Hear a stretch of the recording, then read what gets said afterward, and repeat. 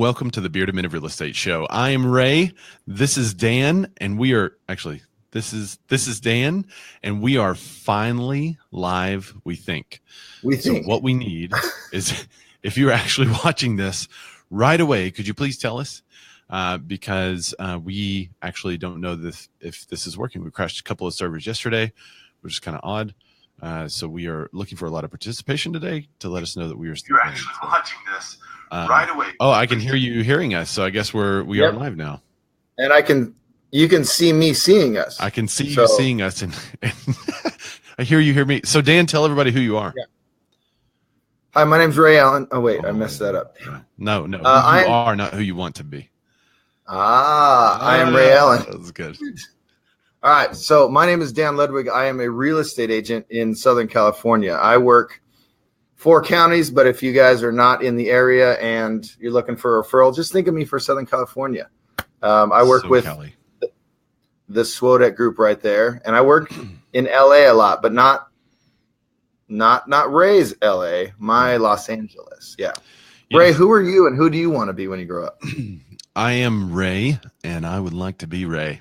I do work in Arkansas. The LA he was referring to, of course, is Lower Arkansas. I work actually in Central Arkansas. So Little Rock, North Little Rock, Maumelle, that kind of stuff. But we are both real estate agents, and we have the Bearded Men of Real Estate Show because we always keep up with what's happening in the news. And so as much as we look at that stuff, and we were talking about it kind of off air for a long time, then we thought it would be helpful to also share some of this stuff with other people so that you get the news that you need to know what's going on with real estate. So, without further ado, are you ready, Dan? Oh wait, no, I'm not ready. Oh, I'm ready. Okay, you are ready? Oh no, I'm ready. All right, let's get into the headlines.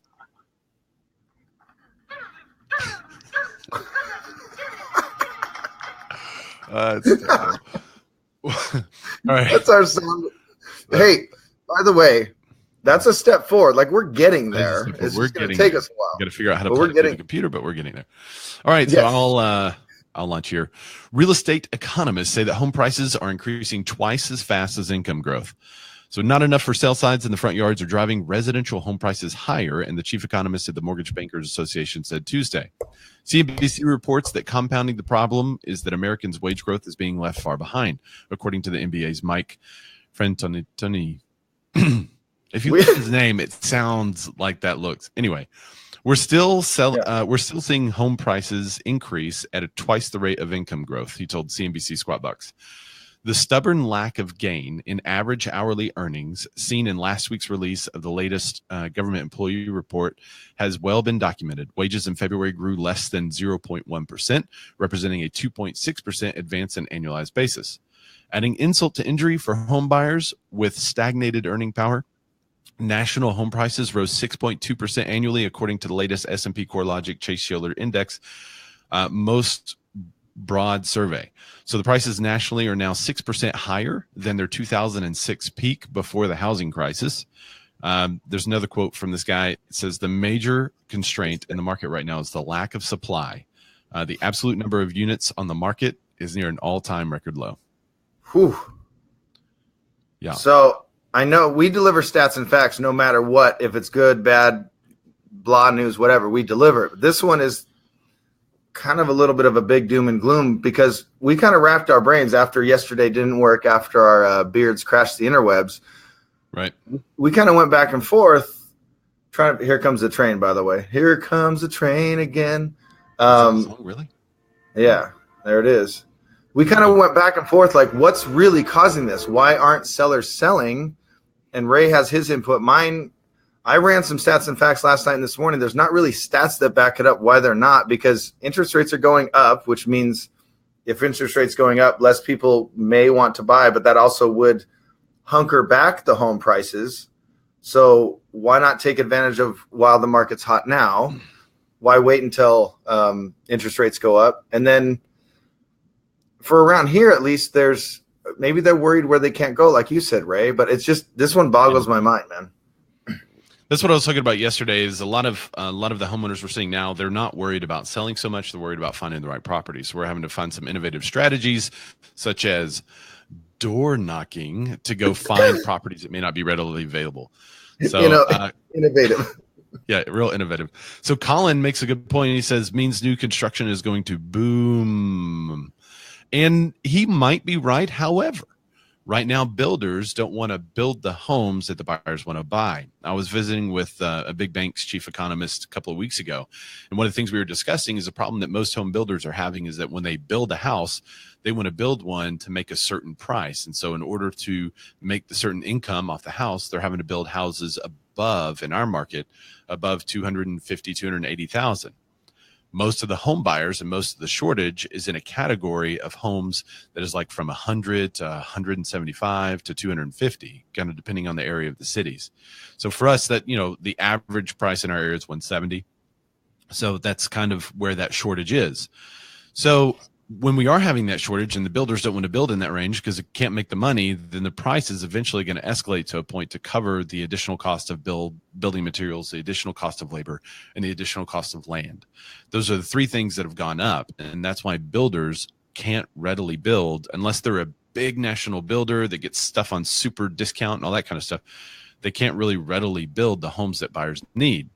So in my opinion, I think we said this a couple of weeks ago, this is a huge opportunity for people that own an older home, like a ranch style or something like that, that's not really been updated. They update the thing. It'll sell like a hotcake. It'll sell really quickly. It'll sell above market. And it's a great opportunity for somebody to make a move like that, in my opinion. Yeah. And we have new construction here, but it always is going to depend on the area, what it's going to cost, but it's not really being held back. I've said it before, it's almost too much in areas where new construction is being comped to new construction because the last 2 years of growth in certain areas is just all new construction. They've literally taken over, old airports and knocked them down and built up. But we have it a lot. We have a client right now talk about innovative ways to find homes where we're literally looking for off-market things.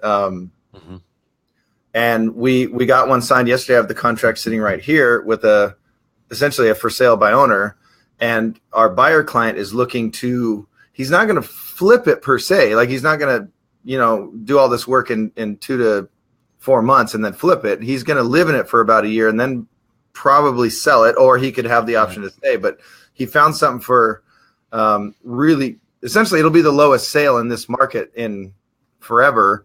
So he found a really good deal and now he's going to put the money and the energy into it. So that's kind of where people are going, and he's going to try to sell it. If he tries to sell it, then he can do exactly what you said, Ray. He can get top dollar for it for sure. Yeah, and we'll talk a minute about flippers and some of the kind of the new market about flippers and what's going on there too. Colin brings up another good point. He said, similar markets, we are getting tons of townhomes as a result of 170 range to cut build costs. That could be. So a lot of our townhomes, when they were built, were kind of built targeting a higher price market. So now those townhomes are kind of suffering. So it's really interesting. It's an interesting market. It's hard to wrap your mind around. There's so many moving parts. I think there are always a lot of moving parts, but they have all kind of been moving the same way. And right now we have all these moving parts that are moving differently. It's hard for sellers and buyers to know exactly what to do in this market. So that's where you come in as professionals. Yay. So you can coach your clients. And again, I think we say it every week, but all this info is giving you ammo to go out there and door knock and get people off the fence. Maybe people that weren't thinking about it, or they're worried about something. Go to them, give them the knowledge. Don't just put it on a flyer and drop it off and hope they read it, because they're not going to read it. They're going to hold their attention span for 3 seconds. They're going to throw it away. So start knocking on doors, getting out there and give this info. If you have any dead leads or cold leads from past open houses, whatever, get out there, call people, let them know. Yep. That's we need things to sell. When I was live earlier and there was no audio, I was trying to tell everyone, like, our mutual friend Colin literally has no inventory in a city where he has 2 or 3 or 4 buyers, where there's not like the crappy house in the middle of the block that needs updating and neighbors are looking in on you. No listings, 0. Right. Like, it's not necessarily scary times, but we need to get out there and start doing some real work to pull things in. All right. You want to go next? Sure. Or I'm next? Yep. Go ahead. This is another serious issue, guys. Oh, Ray's looking at what I'm looking at. I can't even talk. Ray, I'm going to try it again. Reset. I'm having a stroke currently. I'll get the producers to edit. Please, thank you. Mortgage wire fraud is a serious threat to the surge that surged almost 500% in recent years. 500%. Mortgage wire fraud, also known as down payment wire fraud, is a new type of scam that skyrocketed in activity last year and is now targeting billions with a B in buyer down payments. What's worse, the criminals performing this fraud use sophisticated and organized tactics that trick even the savviest buyers. Mortgage wire fraud. It's a tough thing to say. Mortgage wire fraud. I didn't do my red leather, yellow leather. That's why. Mortgage wire fraud reported by title companies increased 480% in 2016. Perpetrators targeted 5.3 billion with a B in mortgage industry alone. Criminals are hacking lenders, title companies, and real estate professionals to trick buyers into wiring their down payment to scammers. So this isn't like grab your wallet out of your purse and then steal your identity. No, this is stealing your down payment of 10, 20, 30, 40, $1,000. Stealing it. Gone. Bye-bye. One of the local title agents here at Pulaski County Title was talking about this in the line at Starbucks a couple of weeks ago. And he said that he had to chase one of these transactions. The buyer had wired $57,000 to the account, and they totally spoofed the I can't remember if it was the lender's or the title company's email. They made it look like it was coming from them. They gave them the wiring instructions. Everything looked legit to the buyer. The buyer receives it, sees the wiring instructions, because about the week of close, they're all wondering what to do, right? So the buyer gets it, goes to the bank, wires the money. So as soon as the title company heard about this, that next day at close, they said, what happened? And so they started chasing the money. They wound up being able to recover $50,000, but there was $7,000 that was just gone. And they got the FBI involved. And what they're doing, what the mortgage fraud folks are doing, is they're taking the money and they're transferring it from bank to bank to bank to bank to bank to bank to bank as fast as possible, because there's a limited amount of time that you can start tracking that stuff. And then they finally transfer it to a final place that then gets out of the country, and then boom, they're gone. Right. So you can chase that money if you find it fast. But most time people cannot catch that in time, and they wind up just losing money on the deal. And it's going to be bad for you if you're the listing agent, selling agent, if you're the seller, if you're the buyer. It's bad for everyone in the entire transaction. So this is something to call attention to, for sure, to your clients. Let them know it's happening. Let them know not to trust any email instructions to wire money. And as a matter of fact, the title companies will now call you and will say, hey, we got instructions to wire money to you, and they will confirm the information over the phone. So that's kind of the new policy. So make sure that your title companies also are putting those best practices in place so that your client doesn't get taken. Just one last thing, Dan, and then I want some input from you on it. But the other thing to look at here is email security. If your password is password, or if your password is 1234, do a little bit of research on what to do to make your password maybe more heavy is not the word, but maybe harder to break. There's several resources online. I use a simple trick in my head that lets me know what my password is no matter what website I'm on. It's like a human-based algorithm. You don't have to get that nerdy, but do something to make your password a little more secure. Use an odd character, use capital, lowercase, all those kinds of things. If you don't, then this email might come from you. Because once title companies start to tighten up their security, lenders have years ago, but once title companies start to tighten up their security, guess who the next target for hackers are? It's going to be real estate agents. Yeah. And we are easy targets for hackers because most of us don't think there's anything that important in our email. Well, now there is, and it's your client. So protect your client, get a good password. Dan, have you had this happen in your market? I've heard of it happening. We've had for the last 2 years.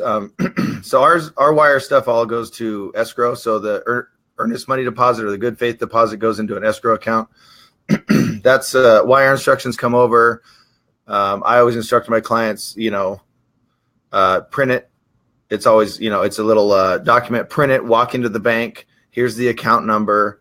Like to make sure it's as legit as possible. Do not respond to an email and say, I'm going to wire it. I'm going to click this link. If there's ever a link that says click here to send money, don't do that. So it's part of my buyer's consultation now that I just added it because I've been seeing it. I didn't know these numbers were this crazy, where it's 500%, increase over the last 2 years.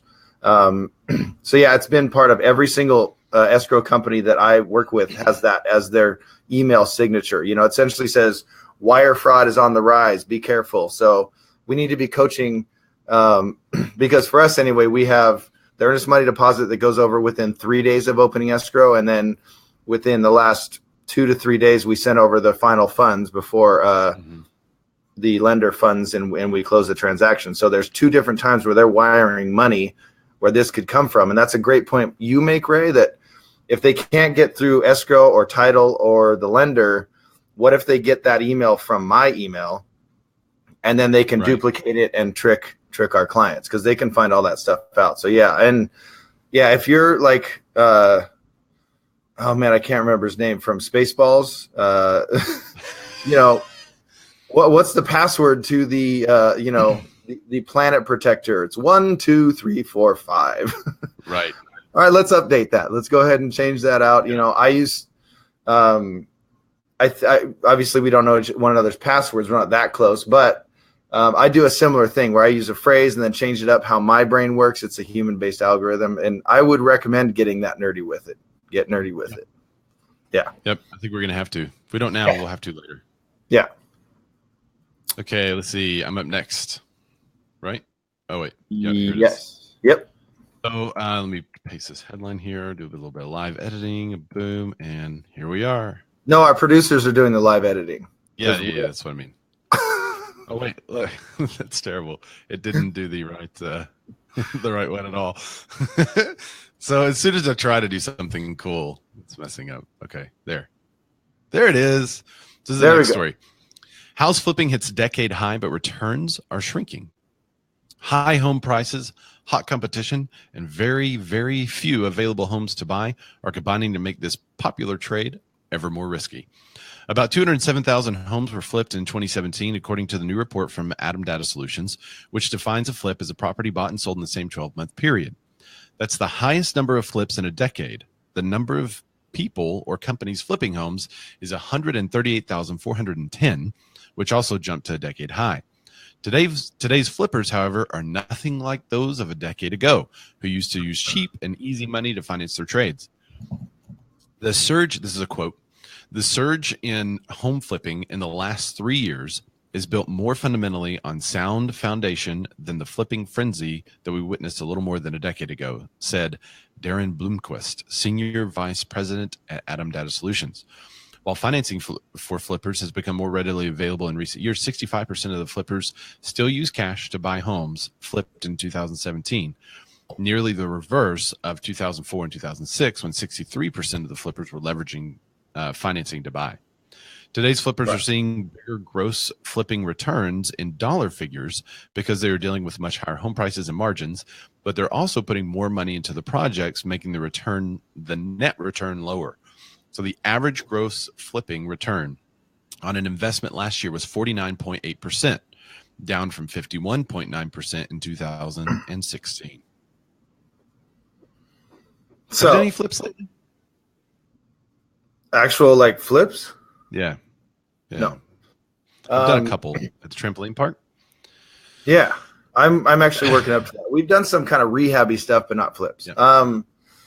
So going back to 10, 12 years ago, we all know what happened there, and we all know why everyone was leveraging financing, because it was so easy to come by, and we all know what happened. Mm-hmm. Now financing is a little more difficult to come by, so we're built on a stronger foundation. So here's my thing on flippers, because we have a ton here, and everyone wants to get into the flip game. Like, we have people coming through selling these packages. Learn how to flip, use someone else's money, only 1% of your own. Like, just some scam where they're making money off of these seminars, and they don't really teach you how to flip a home. And even if they did teach you the basics of how to flip a home, they're not teaching you how to do it properly. So in our markets, which high end or otherwise, or middle of the road, whatever it is, I'm seeing so many flips sit because they're not done right. Meaning, interesting. Because I'd rather have, long gone are the days of, okay, we call it the Home Depot flip. Now it's more of an IKEA flip. Gotcha. Yeah. Where you just kind of, copy and paste what someone else did. You kind of put lipstick on a pig or put a Band-Aid on it, and you're like, oh, I'm going to get people to walk through and go, oh, it's got the gray walls and the white baseboards and the squared off courts and the light kitchen. It's got everything that I see on Chip and Joanna, so I'm going to buy this house. Yeah. That may have worked 10, 12 years ago. It actually was working, when I started in the business in 2011 and 12, but it kind of went away, and now it's sadly back a little bit. I'm seeing a lot of horrible flips where they just they don't address the horrible roof or the original galvanized piping from 70 years ago or any of the electrical that's not grounded, and they put all this high-end stuff in there. So these but they have Edison bulbs, but they put in the Edison bulb. So I would prefer, which those are expensive, so those are high-end. Yeah. I would prefer, and I was just having this conversation with an agent the other day, I would prefer flippers instead of trying to make that 51%. Dude, make 30% and do the house right. Do the right thing for the house. And if the house is getting near 80 to 100 years old, that's its lifespan. It needs to be updated in more than just kitchen and bathroom. So I would really encourage just to do more quality flips, because your name will be out there and people will know, oh, dude, these guys do really good stuff. Like there's one in LA that if I see one of their new flips up and I have a client, we're looking at that house because they do really good stuff. They do everything on these homes. And then the last thing I want to say is if you're in the right market, but you don't do the right thing, like Pasadena or LA or the beach cities, and you don't do the right kind of materials and you don't fix up the home like it needs to be, you're going to miss out and you're not going to make any money. You're going to make $0 and it's just going to sit and sit and sit. Or someone's going to get into escrow and then have to back out because, you didn't ground all the electrical. Yeah.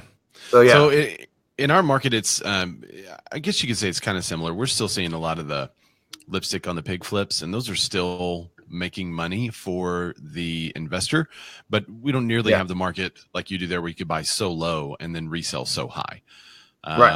We generally will have people that do flooring, walls, and they don't upgrade or update HVAC. They'll try to get by with the roof like it is and hopefully do a hail damage claim. And so there are some of those out there. We can tell who they are and how they are as soon as you walk in the door, and you start to see some corners that were cut and things like that. But unfortunately, they're still doing okay in our market. They're still making enough money to do it again. So I think in the future that'll start to change. But right now in Arkansas, if you make it look like a house on HGTV, it's going to sell. That's pretty simple. So whether or not it's good bones wise and structural wise. Correct. Yep. Yeah. Yeah. You can get by with some pretty cheap flips right now, but like I said, I think down the road that's going to start changing. And, we had one not too long ago where the buyer was concerned about the HVAC. So the response from the seller was just to provide a home warranty. Right. Yeah. But is home warranty actually going to cover anything? You know what I mean? Like, are they going to cover all the issues that might be there? So I'm kind of excited about this stat. I would like it if just the flips, because I think, about my clients, obviously I'm always on the buy side. If I haven't mentioned it today, I always mention it. I want my clients to be in a house that's, even if we do an inspection, but we're not going to miss something or something doesn't get addressed or we get into escrow and then we have to back out and start over. But also think about the house, and the neighborhood, do the house the right way and help that neighborhood come up. And I wonder if part of this is because they're not able to find the house as cheap as they need it in order to put the money that they need to make into it to make the profit they're wanting. There's a lot of hard money lenders and there's a lot of those programs. I think if a lot of those quote unquote programs like, hey, come to our seminar and we'll teach you how to flip. I think if those start going away, I think it may actually be better for the market for flippers because you would have fewer of the newbies who are going to outbid you every time because they don't know their margins. They don't know their construction. Those folks only do like one or two a year. And it's more of a hobby, which there's nothing wrong with that, but you still got to know your stuff. And they're just buying them way too high. And then they're not able to flip them correctly. So there's a couple of comments I want to get in here. Colin said flippers need to listen to feedback. That's for sure. But what define it a little more for me, Colin? What kind of feedback are you seeing that's getting ignored? And then Elizabeth Riddell, who's on our team as a buyer specialist, says or quality or labor as cheap as they need it. Yeah, that's true. So it's hard to find quality labor as cheap as a builder needs it or a flipper needs it. That's kind of what we were talking about on the new construction angle earlier, is that it's hard to find good labor that is not expensive. So the higher price materials, it's kind of almost the same thing that's affecting the builders. Higher price materials and higher priced housing due to the limited supply, and then higher priced labor due to the demand on labor is causing those margins to decrease. But instead of decreasing the margins that much, because only a 2% difference, that's not that much. So instead of decreasing the margins as much as they need to in order to flip the house correctly, they're just not flipping the house like they could. Yeah. To me, it's the same thing as, with where our industry is going, and you have the purple bricks out there, which we've been talking about for almost 6 months now, and the discount brokerages and all that stuff. Like, we just need to step up our game as real estate agents and give that kind of, top end, high end service. So I think flippers need to do the same, and the rest will fall off when the market kind of the tail gets wagged. And then, that's what I'm hopeful for, because I want my clients to be, in super dialed houses, not just, they don't, because everything out there is that hobby flip, which again, hobby flips are fine. I've seen, I have a quick story on one in Pasadena where this family, this dad and his kids, wanted to buy a house and flip it. But they did it the right way. They got it at a good price. They did everything perfect on this house. They removed an unpermitted thing and then kind of redid this. Like, they did it right, and they got top dollar for it. They really did. So it maximized their investment because they went about it ethically in the right way. Those are my 2 cents on it. Good point. All right. Are we good on that topic? That's a hot button issue.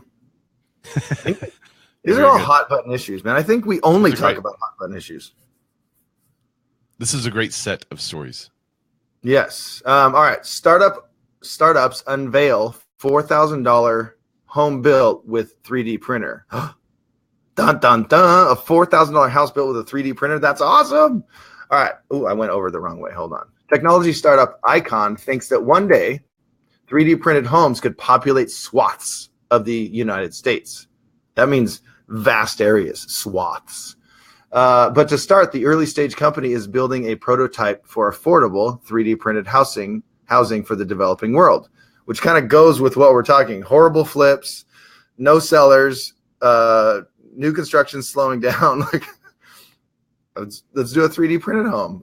Icon partnered with the nonprofit New Story, which provides housing to families in need in El Salvador, Haiti, and soon Mexico. Together, the two companies built a 3D printed home designed for the developing world and unveiled their $4,000 house in Austin, Texas on Monday. This is a quote from Brett Hagler. He's the CEO of New Story. People have been making homes the same way for the last 50 years. He told Inman in an interview, the only way to make a larger dent is by ushering in new technology to expedite time, decrease cost, and improve the quality of the homes at the same time. Whoa, that's a bold statement. Improve the quality on a brand new technology home? That's crazy. Yeah, this is interesting. Julie said, oh, dang, I need to go check it out. Yep. So as soon as dang. Good quote, Julie. Oh, dang. So as soon as I saw this news story, I started looking at it. I'm not going to spend too much time on it because it is something that we're going to dive a little deeper into in the deep dive section of the show. But it's really interesting to see the new technologies that are coming along, not only in the marketing and that kind of stuff, but I love seeing the innovation come over in building materials. And that's one of the things we talked about the last show. I think we were talking about the expense in building materials. We talked about how it'll get one day to a point where some new technology comes and houses will be built out of different stuff. Here it is. So we're like prophets almost. Not really, but almost. Darren said, interesting new 3D printer deal. Nice mic. Thank you, man. This is a Heil PR40. Just so you know. Anything else to add on that? I know we're going to get into it a little deeper in a minute, so I don't want to spend too much time. I'll just wait. I mean, okay. I always have my thoughts on everything, whether it's backed with research or not. I always have an opinion about anything. All right. Oh, wait. Tim, I'm going to come back to this quote in a minute. He says storage container homes don't seem that viable. 3D printing homes seems like real potential. Tim, we'll see. You read my mind, man. I was going to bring up the difference between, and we'll come back to it, but 3D printed homes versus storage bin homes. So we'll definitely come back to that. You read my mind, my man. Container homes. All right. Here we go. So this is the last story. I'm not going to spend too much time on it. because we have been kind of talking about this and circling this for months. Home prices shoot up 8.8%, the biggest growth spurt in 4 years. So the median home values leaped by 8.8% in February to 285,700, the largest price appreciation in 4 years, according to Redfin analyst or Redfin analysis that was released Thursday. The upward pull in the median home values marks the 72nd consecutive month of year-over-year price increases and comes as the housing market faces the 29th month of declining inventory. Struggling from lack of supply, home sales in February remained flat at 0.4% as an overall number of homes on the market plunged 11.4%, according to the new analysis. Wow. I know we're hammering this home, but dude, these stats, these stats are. So think about that. The values went up 8.8% for the 72nd month. That's at least 2 years, right? Maybe 6 years. If I can do the math real quick in my head. So they've been going up for 6 years, which not too stunning because we came out of a recession, right? Sure. But the number of homes on the market dropping by 11%. Right. So things are going up. Inventory is going down. That's just going to keep pushing it up. But the earlier story about income not keeping up with it. Correct.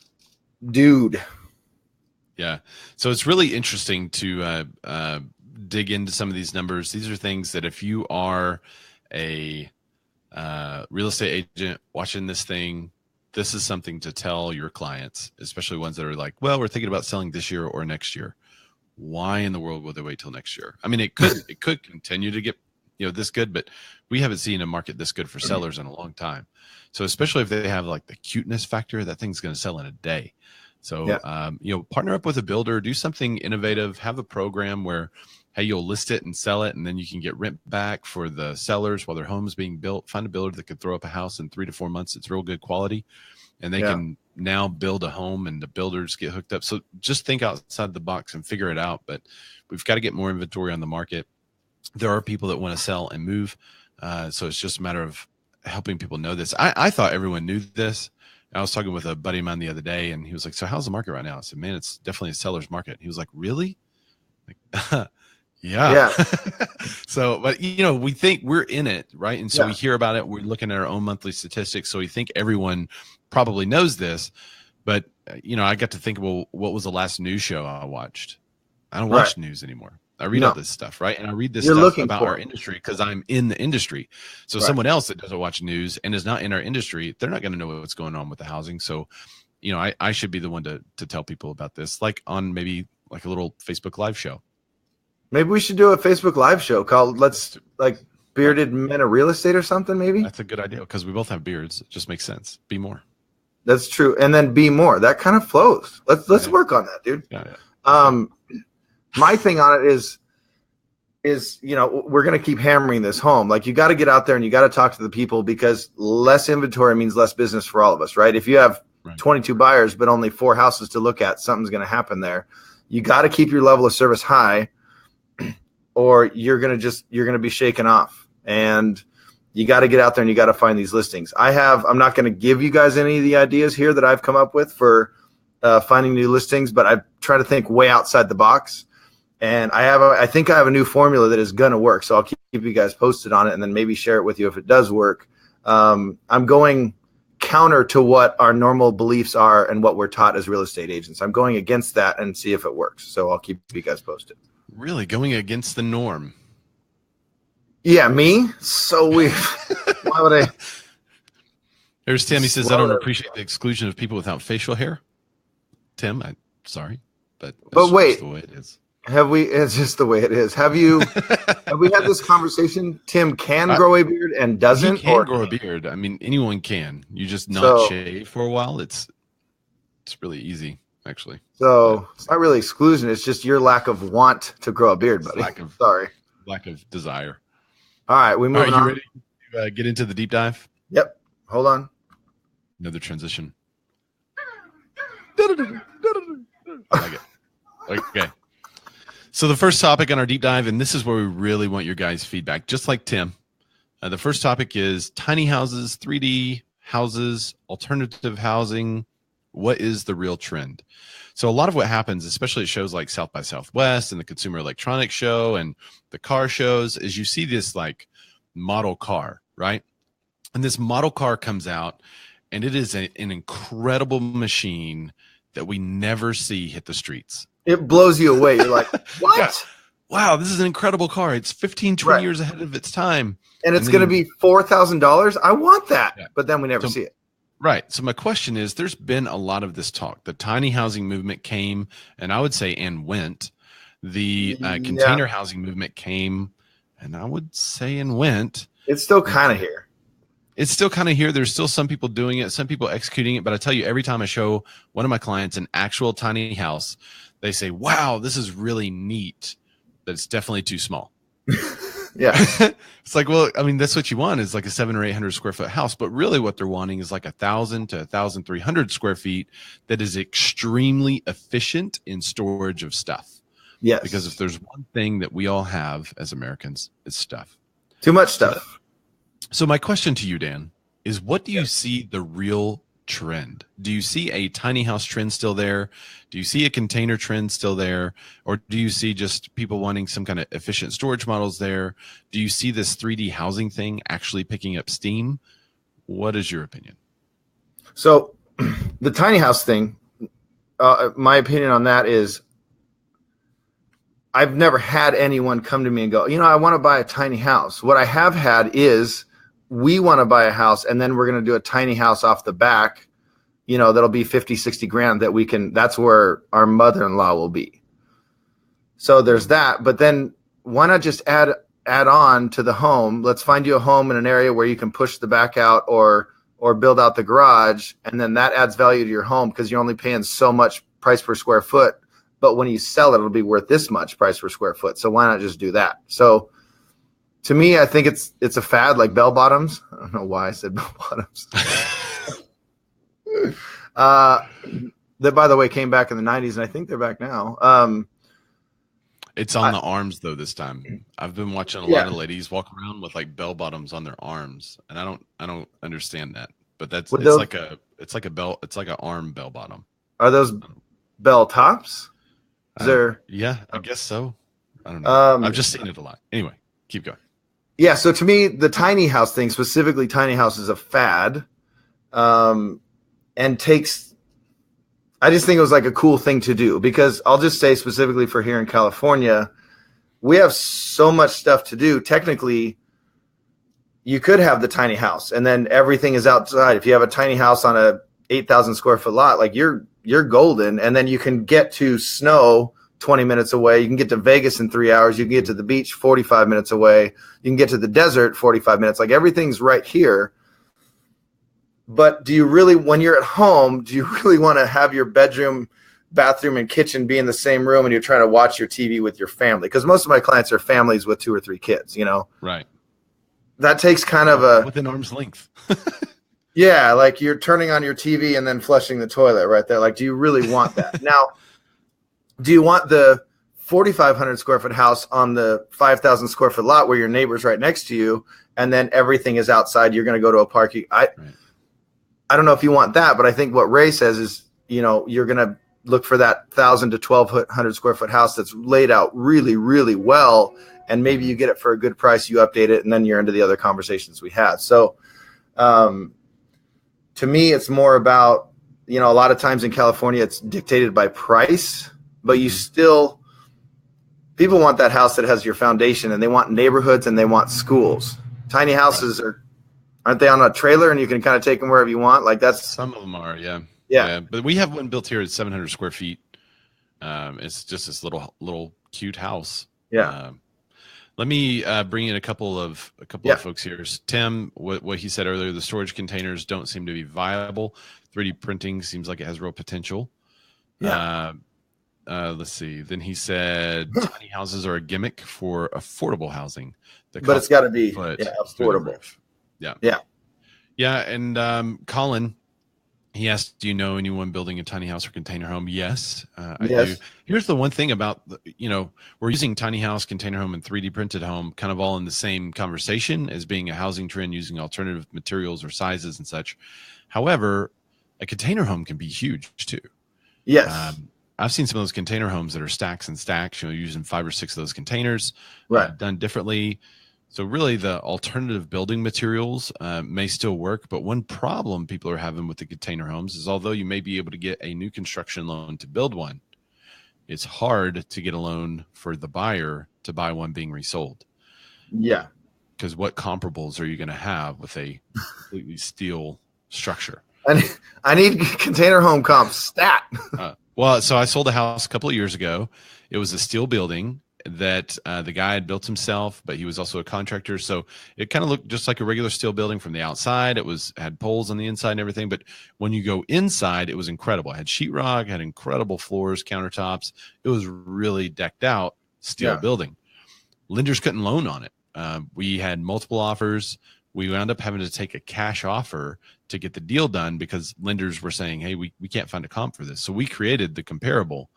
And then everyone with the steel building should have sold within 6 months of that sale because there was the comparable.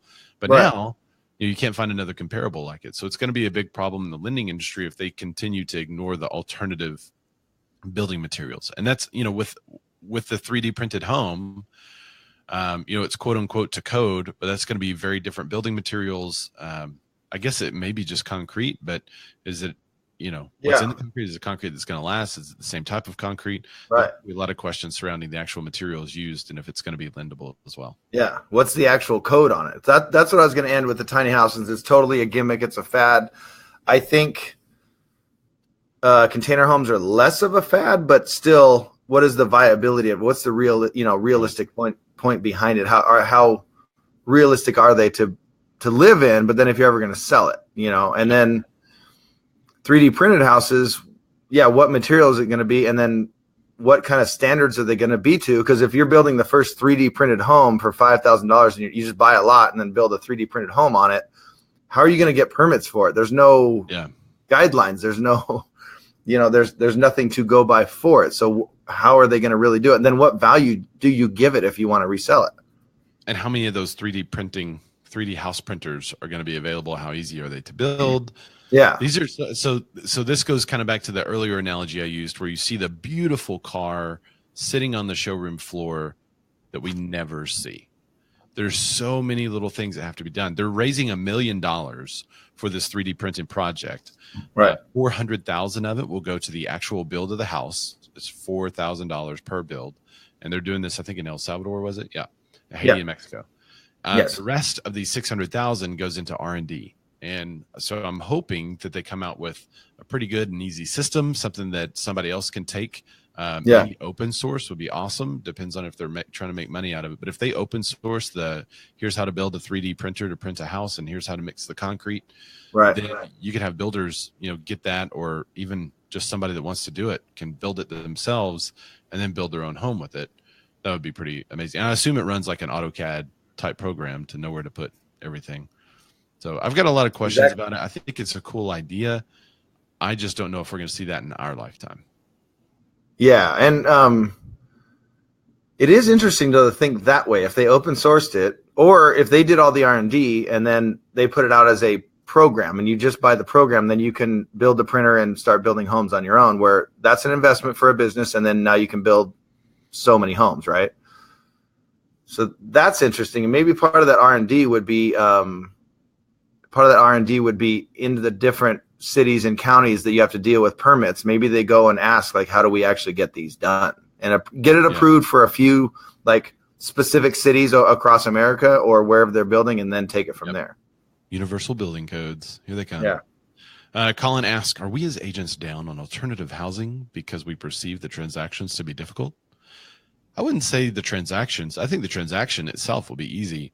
I just think there's a couple of cogs in the wheel that have to be there or else it can't happen. It's not that the agents are down on it. It's that the market, if there's friction in the marketplace for a new technology or a new strategy, then it will either cost more or it won't make it. And so if you can reduce the friction, then it can come on and be low price, like they're saying the 4,000, all that kind of stuff. That's feasible.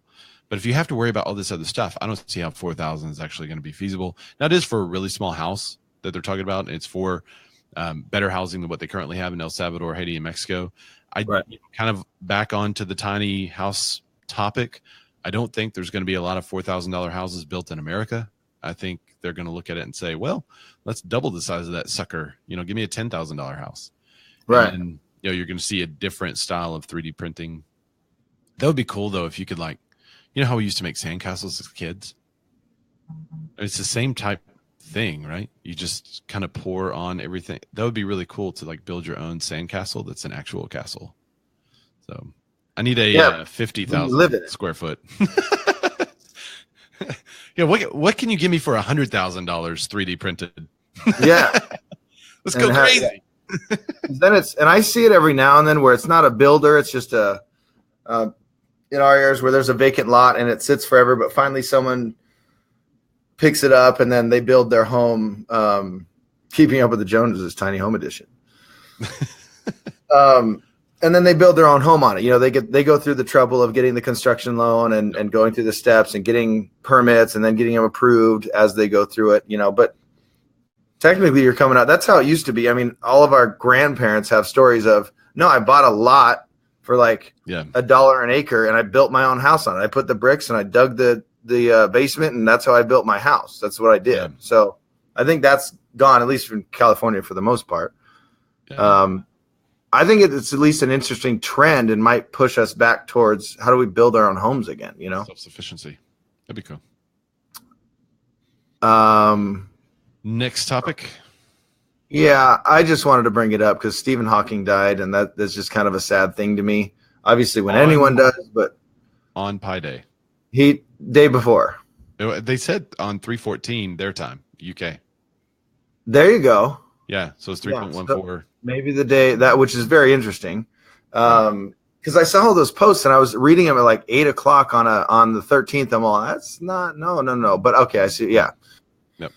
He was in the future, actually. He did. So my whole thing with Stephen Hawking was, he's what? I'm not doing that. Sorry, I'm getting text messages. He became like a superstar in a field where there are no superstars. I mean, obviously we have Einstein and all the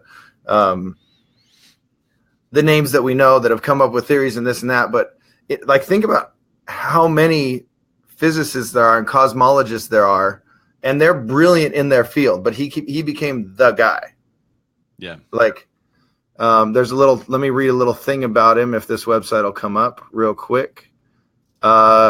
Few people emerge from the fields of cosmology and theoretical physics with the sort of name recognition equal to that of a celebrity athlete or actor, but that's exactly what happened with Stephen Hawking.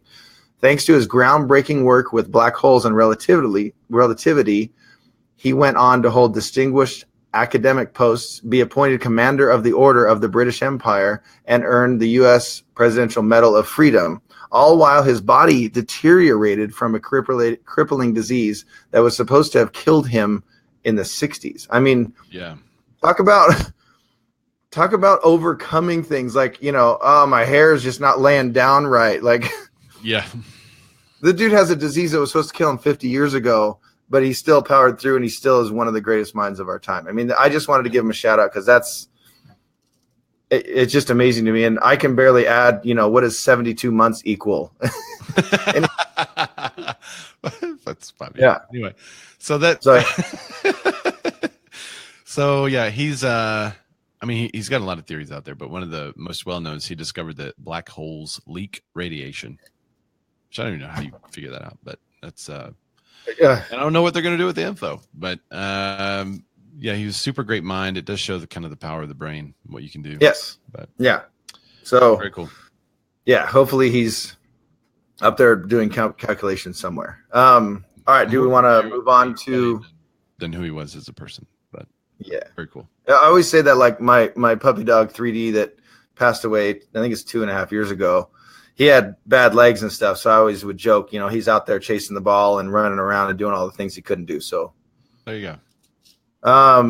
Are we going to the pick of the week? Yeah. All right. We're ready? We'll do it. It's terrible. It's horrible, but it's so good. All right, you go first. You want to go first? You want me to go first? Yeah, you go first. All right. So this isn't like, we always pick different things. One week I picked yoga. One week I picked a book. Sometimes it's an app. Sometimes it's things that help our business move forward. I always try to relate it to things that have been helping our business at the SWOTA group. And the big thing that's been helping, it's not just in the last month or the last week since we've done a Bearded Man of Real Estate.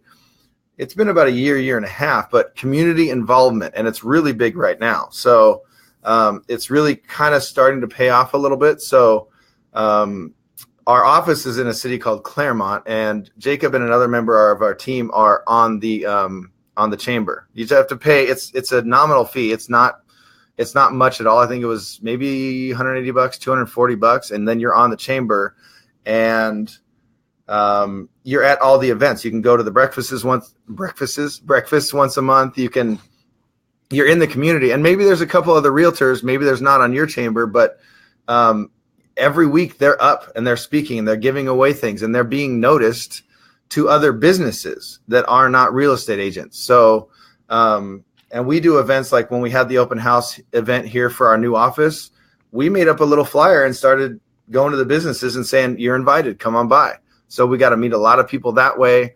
It's that kind of don't wait for the business to come to you thing. Get out there and let people know who you are. Have your real estate conversations every day. My goal is 2 to 3 a day, but I've been on a pace of 4 to 6 a day this entire year, and it's really, really paying off. And don't, call your aunt and go, hey, I can have an easy real estate related conversation. So now what we're seeing is we actually had someone, because of their involvement on the chamber, we had someone reach out to Jacob and Jonathan, our team member, because they think we're the cool marketers, right? And we're also real estate agents, but we're the cool marketers that like to do fun things, that think outside the box. So they came to us. She has this idea that she wants to do a thing in Claremont, and she's like, I want to have your feedback. I want to know if you guys would be into it first. Like, came to us first. So that's cool. That's now the thing that's happening. And then it gives us a reason to get our name out there and our marketing out there even more. So I would highly, highly recommend paying whatever it is to get on your chamber. Jacob often says, like, when you're a real estate agent, you got to be like you're running for office. You got to be out there shaking hands, kissing babies, doing whatever you got to do. The other Keller Williams, I think, says it, don't be a secret agent. Get out there, let people know who you are. So I highly recommend it. It's really, really paying off for us right now. That's good. So yeah, we're joining the chamber here locally. They make us like a brokerage here. You can't be a chamber member as an individual agent. They make you join so an individual agent cannot be a chamber member unless their brokerage is a member of the chamber. But in order for the brokerage to be a member of the chamber, every agent that's with them also has to be a member. So unless they've changed the rule, it's kind of pricey. But as it becomes more and more involved in that kind of thing, I think it'll be worth it in the long run. That's what, I think you got to think, you got to think of, you can't think of, okay, it cost me $5,000 over the course of this year to pay for online leads. You got to think about, all right, maybe it was $5,000, but I also got 20 buyers out of it, and we profited more than that, because you got to invest in your own business. We always use the analogy to our younger agents on our team. It would be like opening a pet store and just selling pet food to your friends, and then be like, all right, I'm good. I hope someone else walks in, but no, I sold to my friends. Like, I'm good. No, what would you do? You would come up with a flyer. You would send it all to your community. You would get out there. You would go to local business. You would let them know, I have the best dog food on the planet. Come buy it from me. You wouldn't just wait there and go, hey, hopefully my friends will tell their friends and their family about my good dog food. No, they're not going to do that. That's good. Well, my pick of the week, it's pretty simple. It's already been shared, actually. You ready? Yeah. Heil PR40. I hope everyone can see that. That's I've actually got a two-parter. So I'm sharing that because I was asked about it three times, counting the show. They're all wondering kind of what microphone I use. It's a Heil PR40. It's a condenser microphone played through a Mackie Pro FX8. So if you wrote that really fast, then you've got it. So I wanted to share that with everybody. It's not really the pick of the week, but that is I'm telling you because I keep getting asked. So my pick of the week is Instagram. Have you ever heard of this? No, is that anything? So it's not specifically Instagram. It is something called highlights on Instagram. Have you seen the highlights on Instagram? No, I've seen Boomerang, but not highlights. Okay, so let's see if I can get this focused in. You see those little circles? So I'm on my Instagram profile. Yes. Okay, and I've been testing this. You see those little circles? Yeah, above your pics. Yeah. Yeah, you can save. Well, that's terrible. I just emailed myself. How weird that you just went to Pixel Properties, Ray. No, right? So you can save stories that you have on the Instagram stories. You could save those as highlights onto your profile. Oh, okay. Okay, so what this allows you to do is create categories such as listings or agents or